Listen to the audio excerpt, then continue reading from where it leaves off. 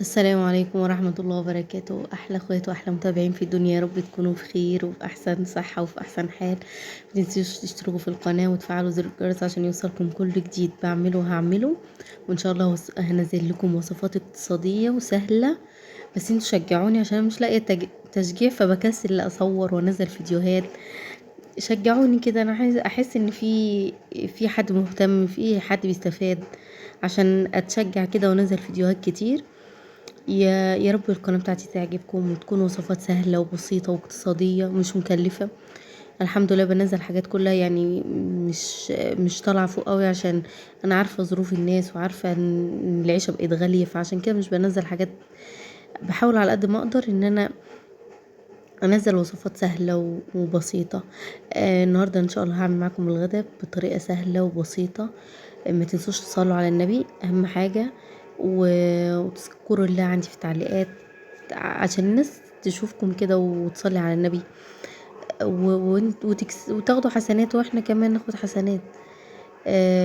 يا رب يكون الفيديو خفيف على قلوبكم ويعجبكم.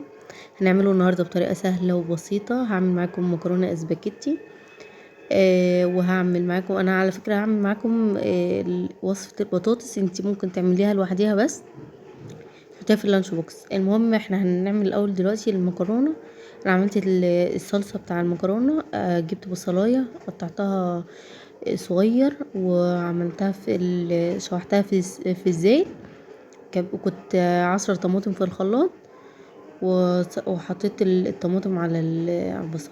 هنا بقى معايا 2 كيلو مكرونه اسباجيتي، ما شاء الله احنا عندنا العدد كبير يعني. حطيت في الميه ملح ونزلت بالمكرونه اسباجيتي. تمام، هتتسلق معايا هي كده بقى اتسلقت. اصفيها وهنزل عليها بالاسباجيتي. هنا بقى بحط على الصلصه بتاع المكرونه ملح، كمون، فلفل اسود، بابريكا. هنا بقى البطاطس غسلاها تمام، وحطيت عليها شويه ميه. هنا اللي حطيت على المكرونه الصلصه بتاعتها كانت جميله. انا عايزاكم تجربوا، انا مش هقول لكم ان الاكله حلوه واو وتحفه، انتوا جربوها وقولوا لي قرايبكم.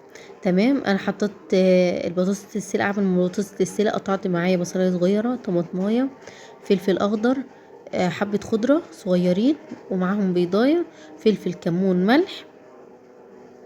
تمام، وقلبتهم في بعضيهم. هنا بقى عشان اللي هحطه، هنا معايا بيضايه وشويه حليب، وحطيت للبيض شويه فلفل اسود عشان الزفاره. تمام، وهقلبهم مع بعض كويس واركنهم على جنب. هنا البطاطس سلقتها كويس، حطيت عليها ملح وكمون، وهرسها كويس. بصوا بالهراسة هرسها كويس. وبعد كده معلش انا لو انا بتكلم بسرعة هنزل عليها بالخليط اللي انا عملته معاكم دلوقتي وهقلبه، وهاخد منها بقى كده. بصوا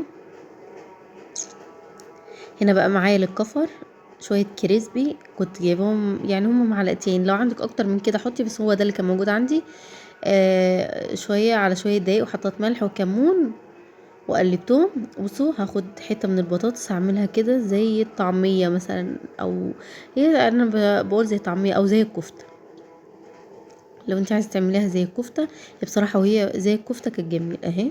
واخد الحتة كده متماسكة ومش سايبة وجميلة.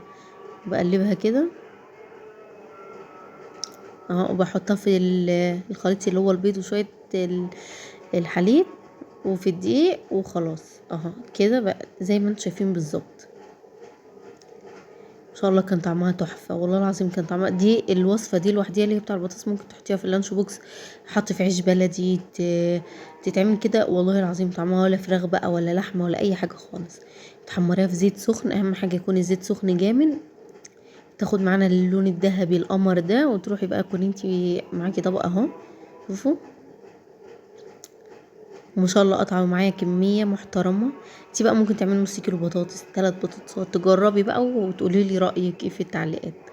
يا رب الوصفات بتاعتي تكون سهله وبسيطه، وكل حاجه بتتاكل، يعني المعده مش بتقول على حاجه لا، كل حاجه بتتاكل ما شاء الله. بصوا بصوا عامله زي تحفه جميله. اللهم بارك مع المكرونه. ولو عندك بقى عامله سلطه خضراء بتبقى تحفه. وسهلة وبسيطة ومش مكلفة خالص، ومفيش اي لحوم ومفيش اي حاجة. وسلام.